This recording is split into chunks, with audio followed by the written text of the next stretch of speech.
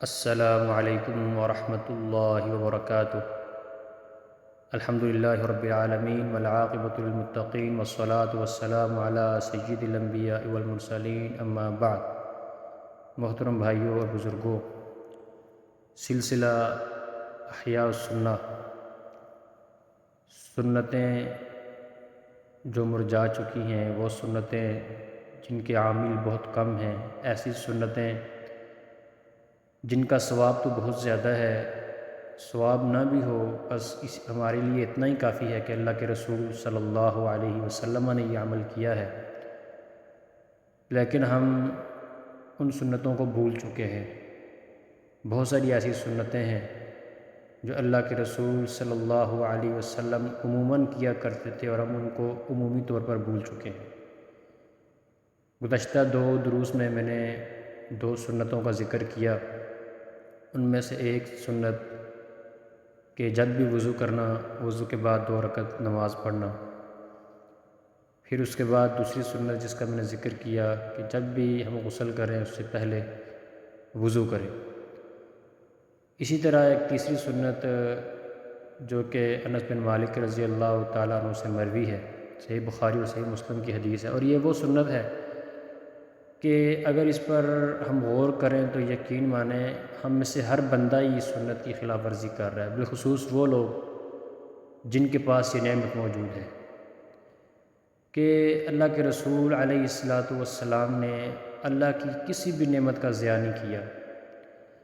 اللہ کی ہر نعمت کا صحیح استعمال اللہ کے رسول صلی اللہ علیہ وسلم نے کیا، اور ہمیں بھی اس چیز کا حکم دیا کہ اللہ کی کوئی بھی نعمت ہو اس کا غلط استعمال نہ کیا جائے یا اس کو ضائع نہ کیا جائے۔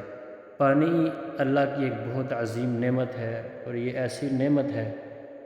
کہ اس نعمت کے بغیر کسی بھی چیز کی زندگی ممکن نہیں ہے۔ ہر چیز کی زندگی اللہ تعالیٰ نے پانی کے ساتھ جڑی ہوئی ہے، وہ حیوانات ہوں، وہ انسان ہوں، وہ جن ہوں، وہ اس کے علاوہ کوئی بھی مخلوق ہو، اللہ کی ہر مخلوق کے لیے اللہ نے پانی کو لازم کر دیا ہے۔ تو اب پانی اللہ کی ایک بہت عظیم نعمت ہے، اور عموماً ہم اس پانی کے لیے دعائیں بھی کرواتے ہیں اللہ تعالیٰ سے۔ کبھی ہم قاری صاحب سے، کبھی ہم خطیب صاحب سے، کبھی ہم خود اللہ تعالیٰ سے دعا کر رہے ہوتے ہیں، اللہ تعالیٰ بارشیں نازل فرما دے، بہت عرصہ ہو گیا بارشیں نہیں ہوئی، پانی نازل فرما دے۔ تو میرے محترم بھائیوں، اللہ کی نعمتوں کا جو زوال ہوتا ہے اس کا ایک سبب یہ بھی ہوتا ہے کہ ہم اللہ کی نعمتوں کا صحیح استعمال نہیں کرتے۔ اللہ کی نعمتوں کو جیسے استعمال کرنا چاہیے، جو ان کا حق ہوتا ہے وہ حق ہم ادا نہیں کرتے، اس لیے اللہ تعالیٰ ہم سے وہ نعمتیں چھین لیتا ہے۔ اور کبھی اللہ تعالیٰ کی طرف سے آزمائش ہوتی ہے، پانی کا نہ ملنا، پانی کا نہ نازل ہونا، کبھی یہ اللہ تعالیٰ کی طرف سے آزمائش ہوتی ہے۔ تو میں تو یہی کہتا ہوں کہ اگر یہ اللہ تعالیٰ کی طرف سے آزمائش ہو تو پھر اللہ تعالیٰ ہمیں صبر کی توفیق عطا فرمائے، اور اللہ تعالیٰ کی طرف سے اگر عذاب ہو تو جس وجہ سے وہ عذاب آیا ہے اللہ تعالیٰ اس وجہ کو ہمیں دور کرنے کی توفیق عطا فرمائے، اور اللہ تعالیٰ ہمیں اپنا نیک اور صالح بندہ بنائے۔ تو بہت ساری سنتیں ہیں، تو ان سنتوں میں سے ایک سنت یہ ہے کہ ہم وضو کرتے وقت اور غسل کرتے وقت پانی ضائع بہت کرتے ہیں۔ تو صحیح بخاری اور صحیح مسلم کی حدیث ہے، انس بن مالک بیان کرتے ہیں اللہ کے رسول صلی اللہ علیہ وسلم کا طریقہ بتاتے ہوئے، کان النبی صلی اللہ علیہ وسلم یغتسل بالصاع الی 5 امداد، کہ اللہ کے رسول صلی اللہ علیہ وسلم 1 صاع سے لے کر 5 مدوں تک پانی سے غسل کر لیا کرتے تھے۔ یعنی غسل کرتے وقت اللہ کے رسول صلی اللہ علیہ وسلم 1 صاع کے اندر ہوتے ہیں 4 مد، یعنی 4 مد سے لے کے 5 مد تک اللہ کے رسول صلی اللہ علیہ وسلم غسل کے لیے پانی استعمال کیا کرتے تھے۔ اب یہ 5 مد کتنے ہوتے ہیں؟ یہ 5 مد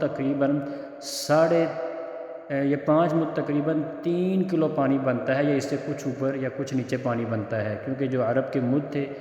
ایک مد اس لحاظ سے اگر دیکھا جائے تو ہمارے ہاں 625 گرام کا ایک مد ہوتا ہے، تو یہ 1 صاع تقریباً 2.5 کلو کا ہوتا ہے، اور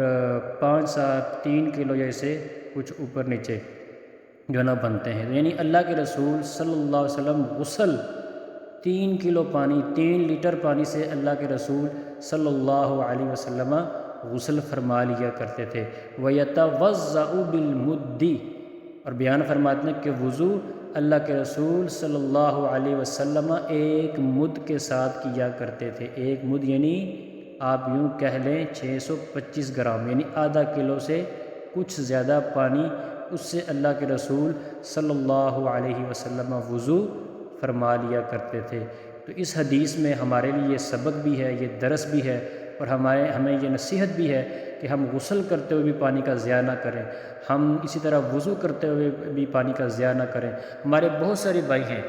جب وہ وضو کر رہے ہوتے ہیں بالخصوص، تو وہ کیا کرتے ہیں، وہ ٹوٹی کھول کے باتیں کرنا شروع کر دیتے ہیں۔ ٹوٹی کھولتے ہیں اور ساتھ میں